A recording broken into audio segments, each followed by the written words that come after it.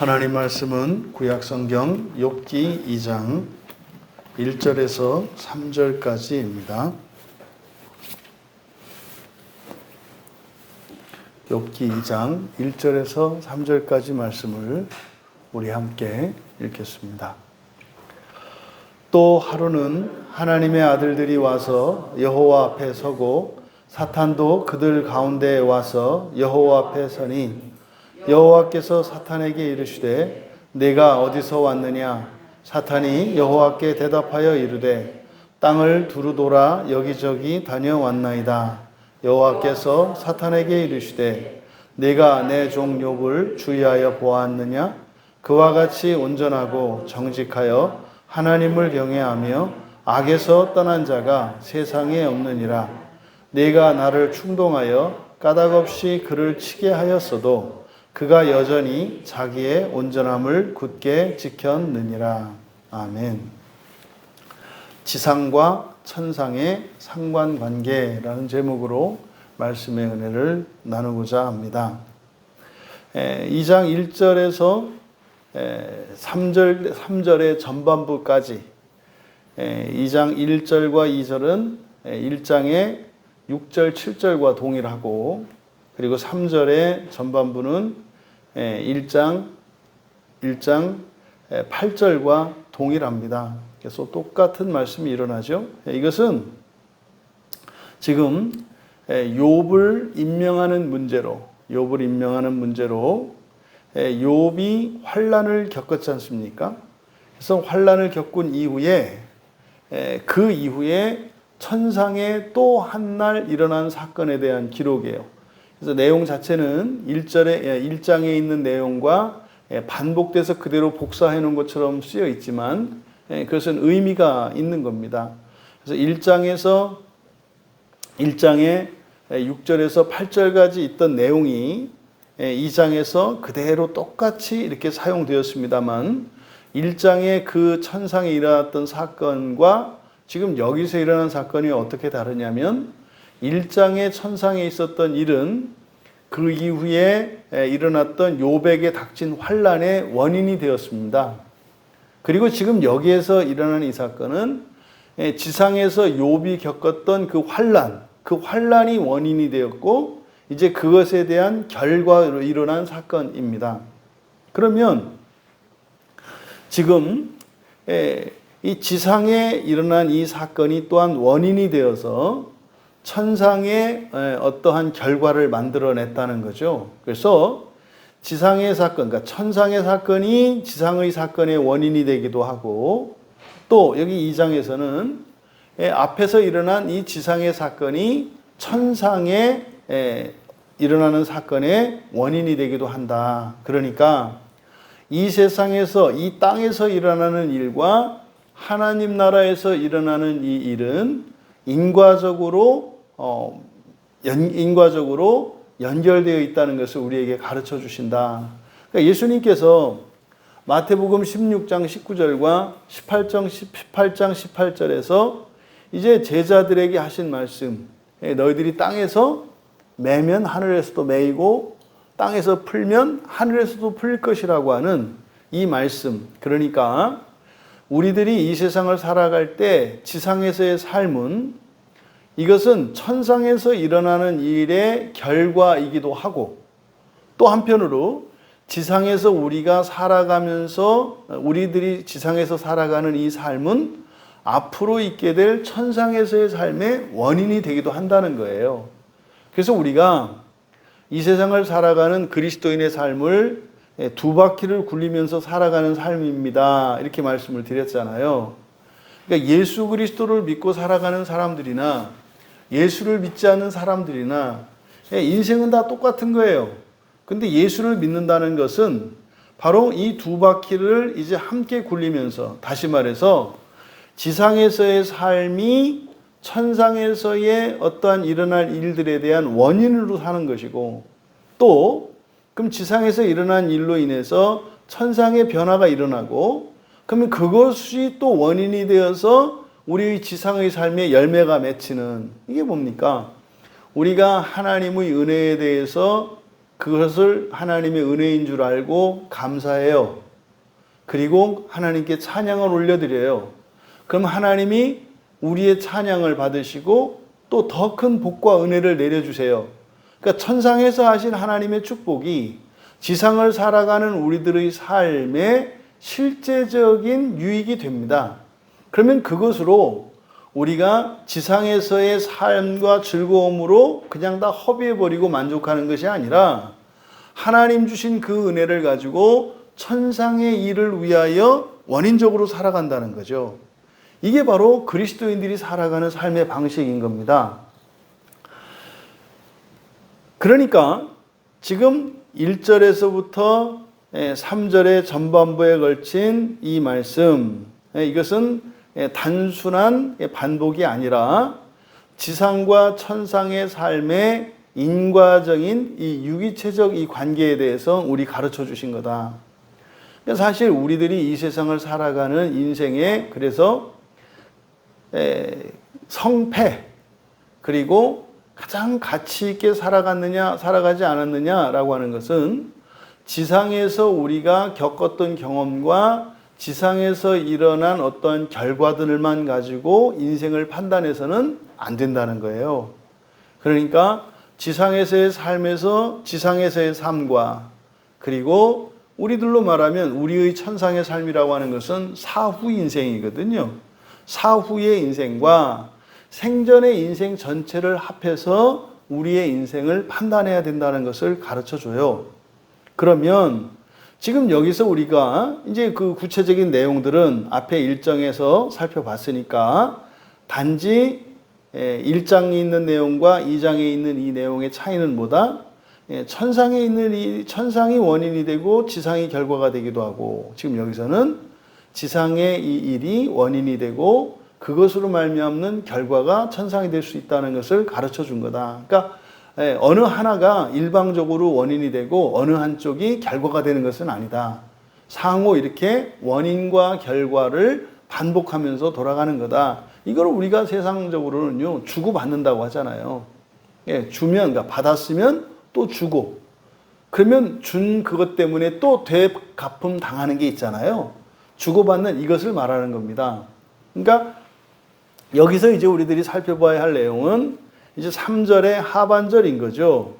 3절의 하반절 내가 나를 충동하여 까닭없이 그를 치게 하였어도 그가 여전히 자기의 온전함을 굳게 지켰느니라. 이것은 바로 여기에서 일어난 사건은 지상에서 일어났던 욥에게 닥쳤던 환난과 욥이 하나님을 원망하지 않았던 그것을 말하는 거죠. 그 사건을 가지고 그 사건의 결과로 일어났다고 말씀을 하신 거예요. 그런데 3절에 지금 우리가 읽은 3절 하반절에 있는 이 내용이 좀 이상하지 않습니까? 내가 나를 충동하여 까닭없이 그를 쳤다. 이게 동의가 되세요? 여러분, 하나님은 정동이 없으시다. 유혹을 받지도 않으신다. 시험당하지도 않으신다. 이렇게 얘기를 해요. 그러면요, 만약에 하나님이 사탄에게 충동당한다? 그럼 하나님이 완전한 분이 아니세요. 충동당하는 분이시니까. 예? 우리가 인간, 근데 이거는 만약에 우리들, 사람과 하나님 사이에서 이 일은 신인 동영론적 표현으로서 하나님이 화도 내시고 기뻐하기도 하시는 것처럼 성경에 표현을 해요.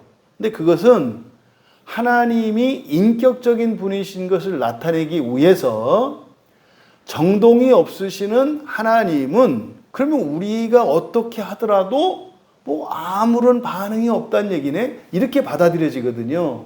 그러니까 하나님이 정동이 없으시다라고 하는 얘기는 이렇게 반응을 하지 않으신다는 이야기가 아니라 하나님의 의지와 하나님의 감정, 하나님의 지성이 다른 것에 의해서 들쑥날쑥하지 않는다는 얘기예요. 꽉 찼다는 얘기예요. 그러면요, 우리가 죄를 지으면 하나님이 아무렇지도 않은가? 아니에요. 하나님께도 어떤 반응이 있어요. 그래서 하나님도 인격적인 존재처럼, 다시 말해서 사람처럼 성경에서 나타내기도 해요. 그 신인 동영론적 표현이라고 그랬잖아요. 근데 문제는 여기서 지금 기록하고 있는 이 내용은요, 천상의 일이에요. 천상에서 천사들과 하나님 사이에서 일어난 일이잖아요. 그러니까 이거는 신인 동영론 쪽으로 나타낼 필요가 없는 표현이에요. 근데 이거를 지금 번역을 할 때 그렇게 이해를 한 거죠. 그러니까 이거는 매우 잘못된 번역이에요.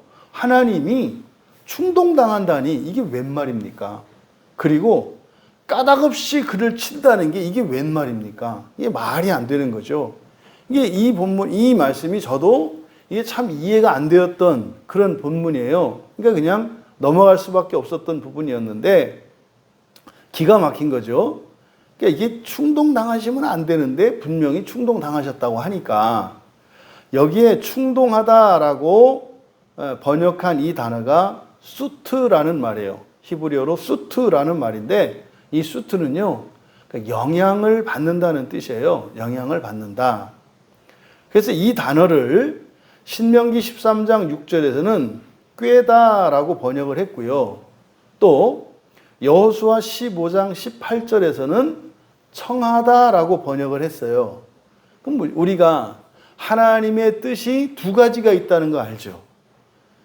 하나님이 절대로 바꾸지 않으시는 변함없는 불변하는 하나님의 뜻이 있다. 이거를 헬라어로 블레라고 한다 그랬잖아요. 그런데 하나님이 바꾸시는 뜻이 있다 그랬잖아요. 이건 텔레마라 그랬죠. 텔레마. 그러니까 우리들이 하나님께 기도를 했을 때 우리의 인생이 바뀔 수 있어요, 없어요? 있다고요. 있다고요.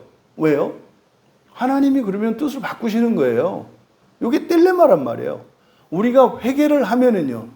회개를 하면 과거도 바뀌고 미래도 바뀐다 그랬잖아요. 그러면 변함이 없는 하나님이라면 바뀌면 안 되잖아요. 그러니까 이 예정론에 대한 심각한 오해가 뭐냐면 사실은 이 두 개념을 모르기 때문에 예정론을 가지고 헷갈려 하는 거죠. 그런 고민을 한다니까요.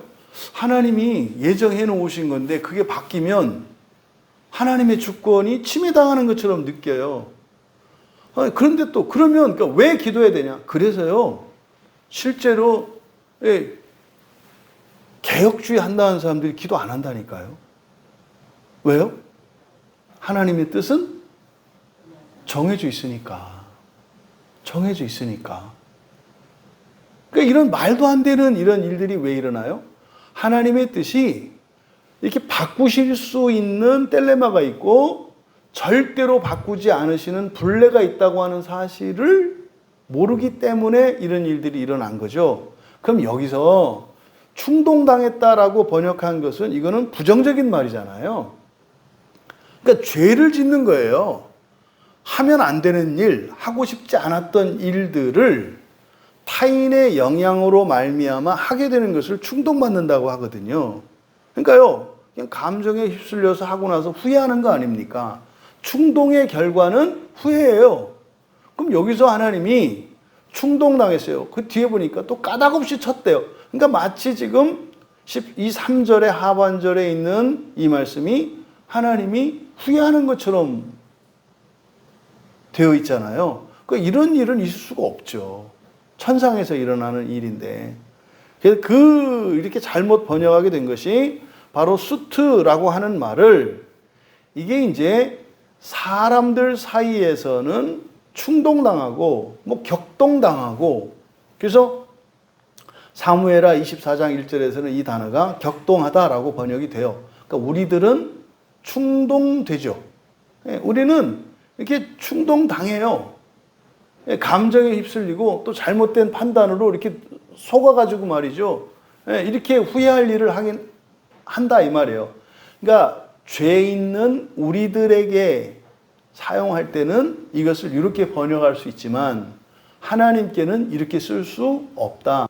그러면 여기서 수트를 뭐라고 번역해야 되는 거예요? 청하다로 번역을 해야 되는 거예요. 요청하다. 근데 이게 이제 수동태로 되어 있으니까 요청을 받는 거죠. 또 치다라고 이제 번역이 되어 있어요. 까닭없이 그를 쳤다. 쳤다. 이 치다라고 번역된 단어는 이게 빠라라는 말이거든요. 빠라.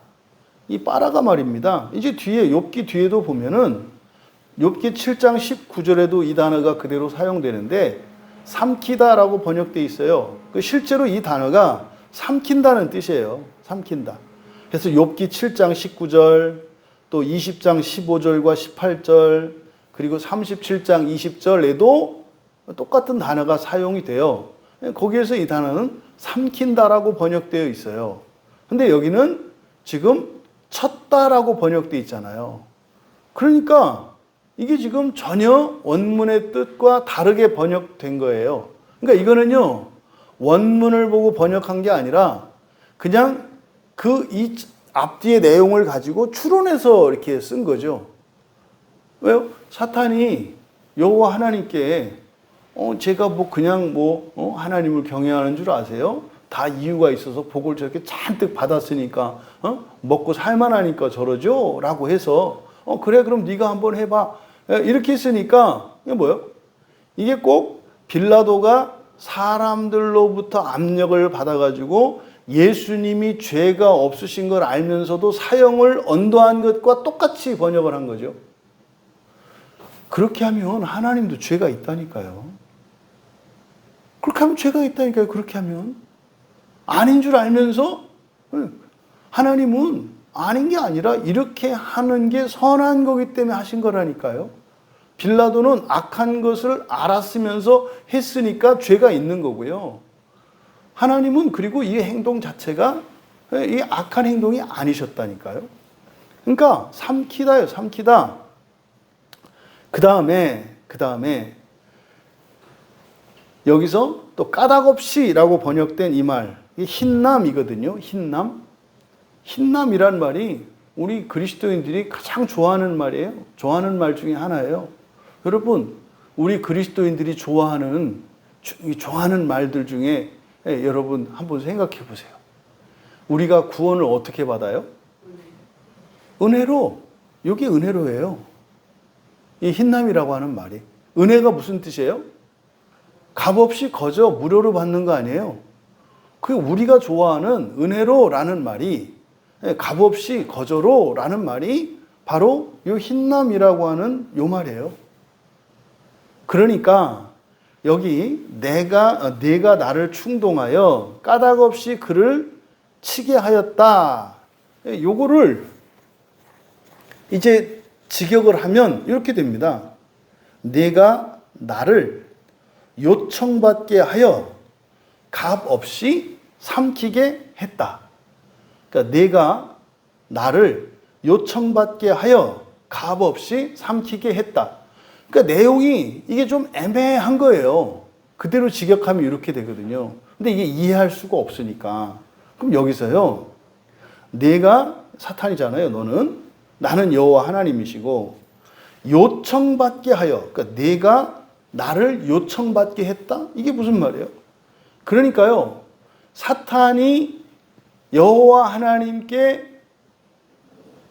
욥이 아무 까닭 없이 그러는 게 아니라 이유가 있어서 그러는 거다. 그러니까 그 복을 싹 제거해버리면 그러지 않을 거다 그랬잖아요.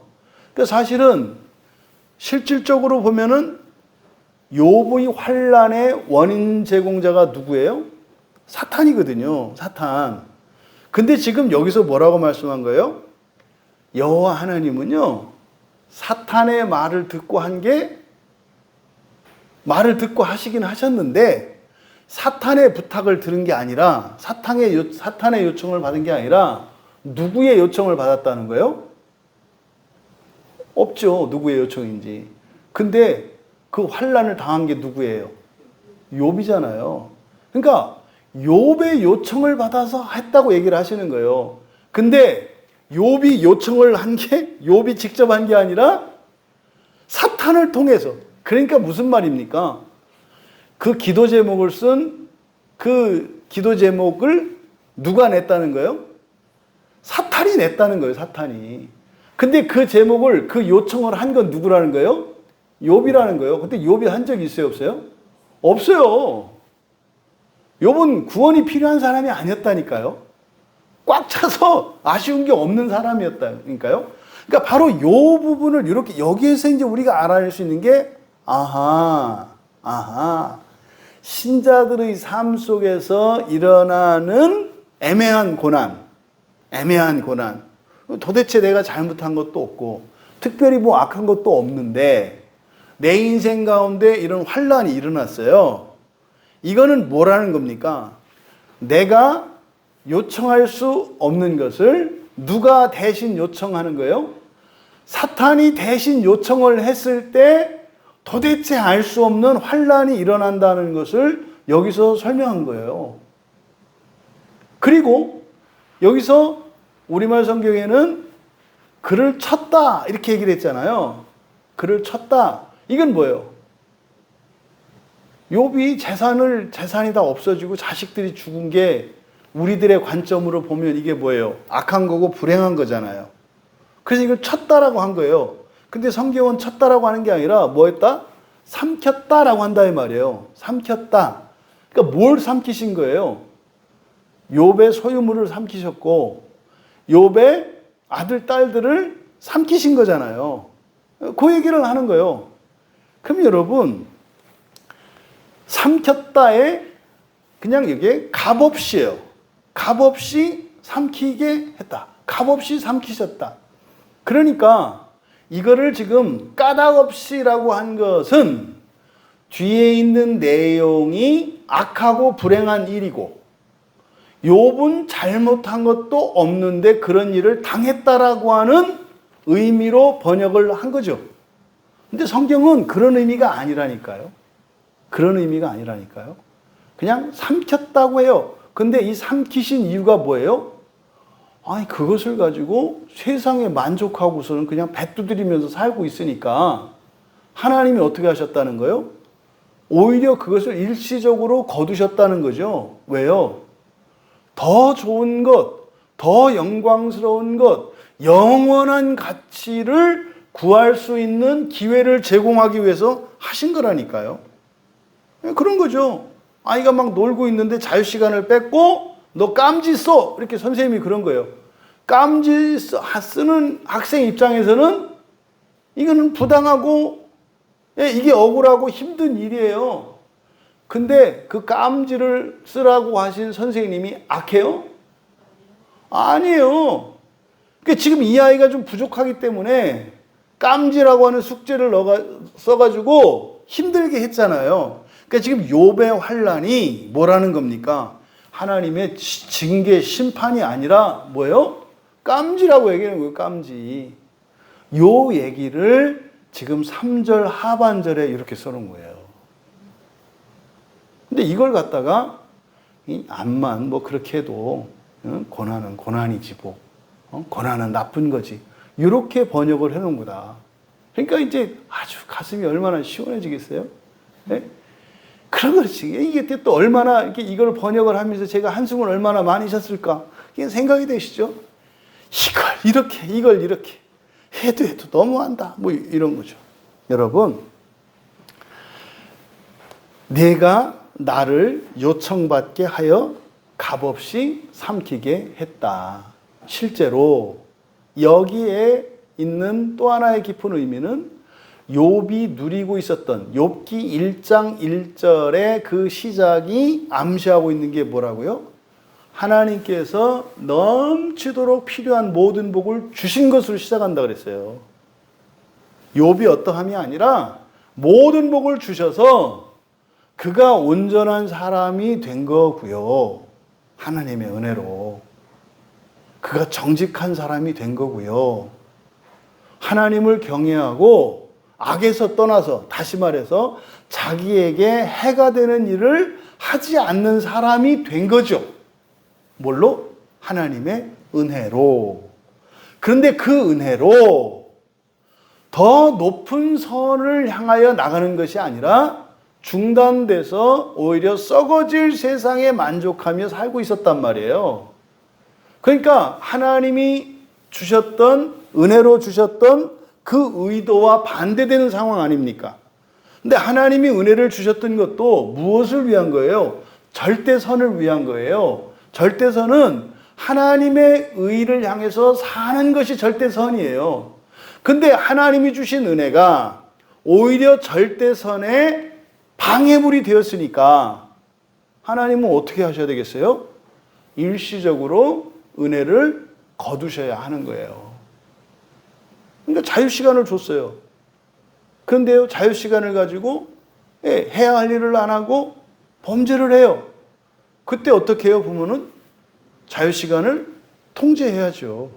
요 얘기를 하는 거예요. 사회에서 범죄를 법을 어기고 큰 죄를 저질렀어요. 그 사람들을 어떻게 해요? 인신을 구속하잖아요. 감옥에 가두잖아요. 그게 그 인신을 가두는 이유가 뭐예요? 그 사람을 위한 거거든요, 사실은. 그 사람이 그렇게 하지 않도록 교화의 목적으로 하는 거예요. 그래서 이름이 뭐예요? 교도소잖아요, 교도소. 그러니까 그는 그 사람들을 괴롭게 하려고 하는 목적이 아니라 그 사람들을 교화시키기 위한 거거든요. 똑같은 거죠. 똑같은 거. 그러니까 하나님이 은혜로 주셨던 것을 하나님이 은혜로 주셨으니까, 값을 안 받고 주셨으니까 거두실 때도 거저 은혜로 거두신다 이 말이에요. 그러니까 주시는 것도 하나님의 은혜로 주시는 거고요.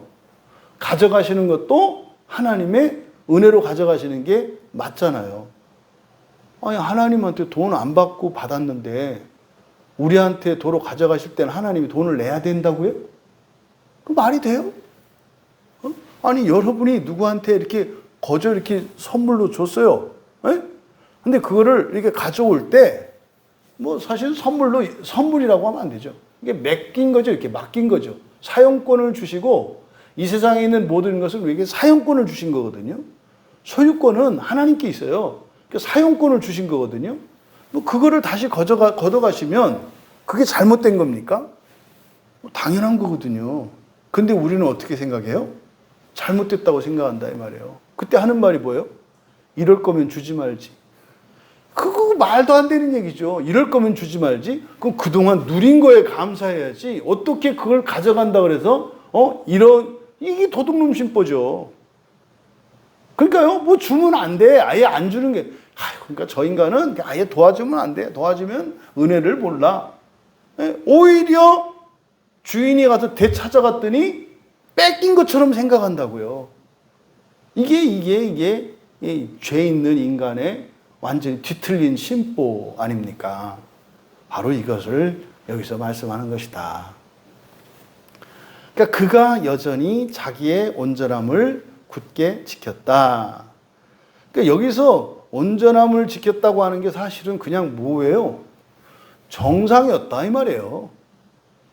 이게 잘한 게 아니라 아니 하나님이요 맡겨놓으셨던 거 그냥 가져가신 거라니까요.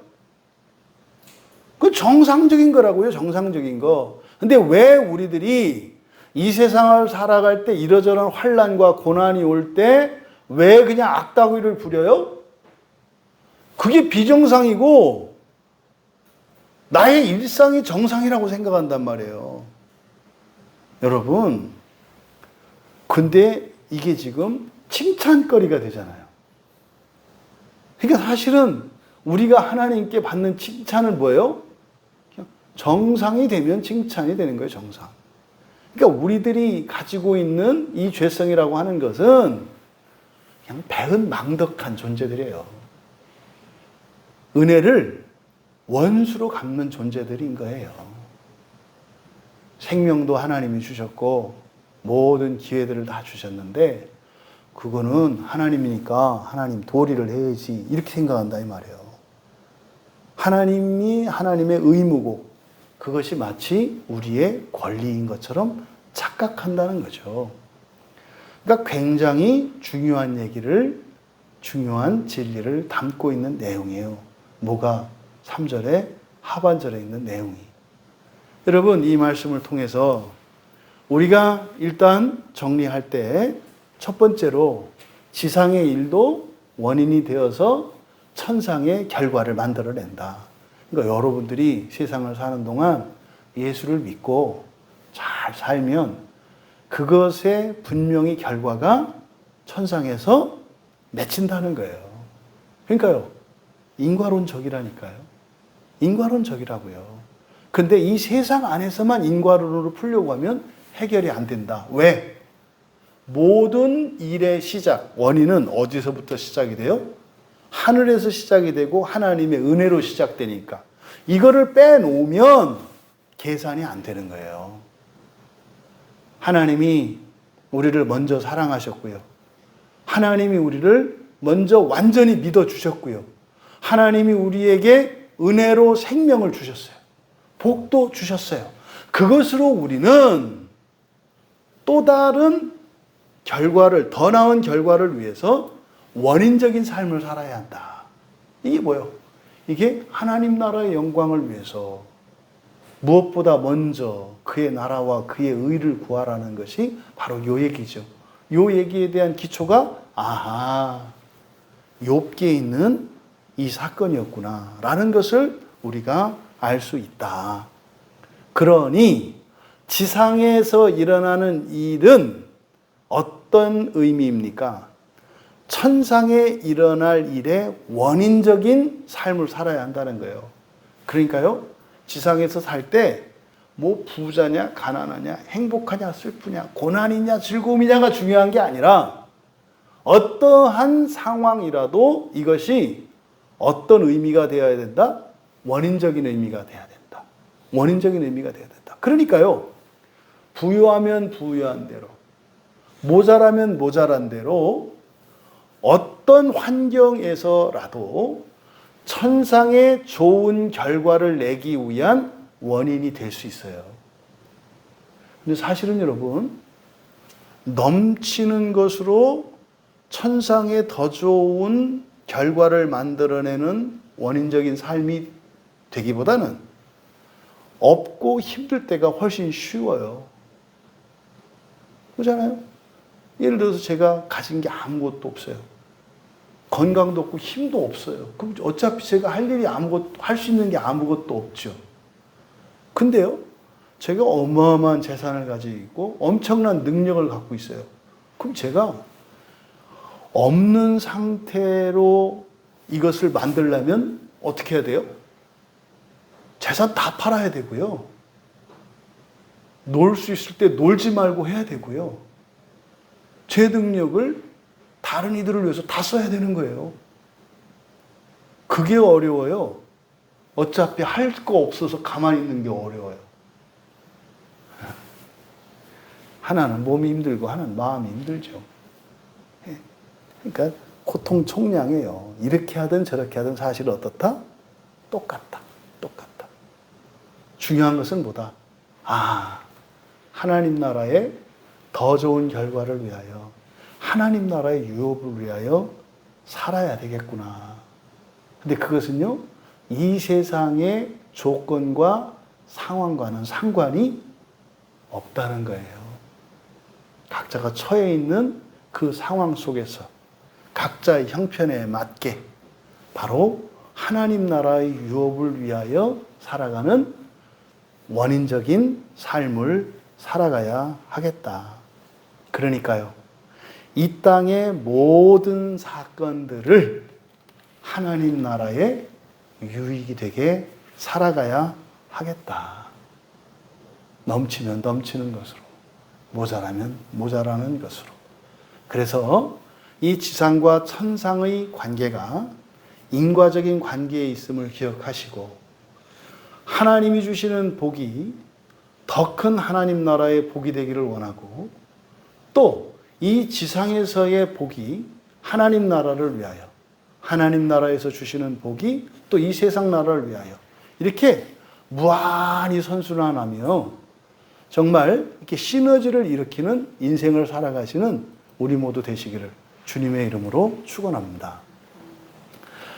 존귀하신 하나님, 저희들이 비록 지금은 이 지상에서 살고 있지만 지상에서 살고 있는 저희들의 일거수일투족이 하나님 나라에 기여하는 것임을 오늘 말씀을 통해서 분명히 깨닫게 되었습니다.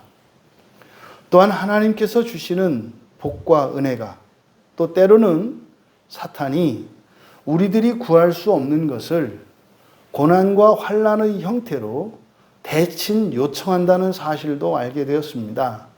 하나님, 저희들이 인생에 대한 분명한 이해를 갖게 하여 주셔서 지상을 살아가는 동안 영원한 하나님 나라를 위하여 후회 없는 인생을 살아갈 수 있도록 은혜를 더하여 주시옵소서.